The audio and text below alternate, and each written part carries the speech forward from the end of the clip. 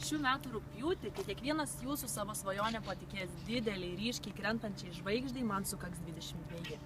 Galiu drąsiai teikti, kad per šiuos gyvenimo metus supratau, kas yra mano gyvenimo stebuklas.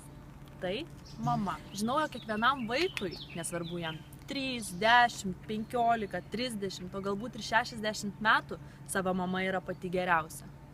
Nebebus daugiau tokių šildančių rankų, paguodžiančių žvilgsnio ar meilės kupino apkabinimo. Ir nesvarbu jam mamos kakta jau nusėta raukšlėmis, o plaukai gavę sidabro spalvą, savo mama visada bus pati gražiausia. Mano mama mažutė. Jos akys žalios, galva puošia vidutinio ilgio tamsus plaukai. O jos troškinti kotletukai patys skaniausi pasaulyje. Mane visada žavėjo jos stiprybė. Kai buvau maža, iškilus sunkumams, ji viską tyliai sutvarkydavo, o mano akise nuolatos šypsodavos. Pamenu, kai buvau maža, šalta, speiguota žiemos dieną, ji pasodindavo mane ant rogučio ir tempdavo į muzikos mokyklą. Kaskart man grįžus paklausdavo, kaip tau sekės, o jei aš atsakydavau normaliai, visada pridurdavo, normaliai gerai ar normaliai blogai. Dar prisimenu, kad kai buvau maža, maniau, jog mama turi begalę ausų ir begalę akių. Mat kaskart, kai jį gamindavo valgyt, arba ilsėdavosi savo kambarį, aš nusliūkindavau į kambarį, susirasdavau visus jos nagų lakus ir imdavau lakuotis nagus. Ir būdavau 100% užtikrinta, kad ji nieko nežino. Staiga, lyg perkūnas iš giedro dangaus, girdžiu mamą šaukiant: Gabija, padėk lakus į vietą. Niekada nesuprasdavau, kaip ji visą tai sužinodavo. O dabar žinau, ji tiesiog mama.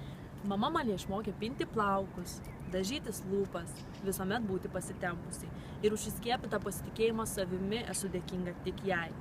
Dar lik šios dienos, jei kas nors nepavyksta ar jaučiuosi nevykusiai, galvoje suskamba jo žodžiai, kad Gabija, tu gali viską, tik turi atkakliai to siekti. Esu tikra, kad aš niekada neturėjau ir neturėsiu tokio mylinčio, gerbiančio ir mane suprantančio žmogaus kaip ji.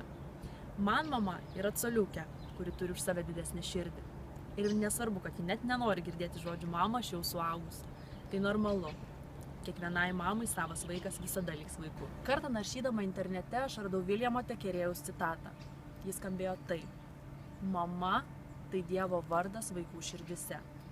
Šiandien, gegužės 1 sekmadienį, visi turime puikią progą padėkoti savo mamoms už meilę, rūpestį ir kantrybę. Esu tikra, kad šįryt dauguma močiučių ir mamų tiesiog švytės iš džiaugsmo.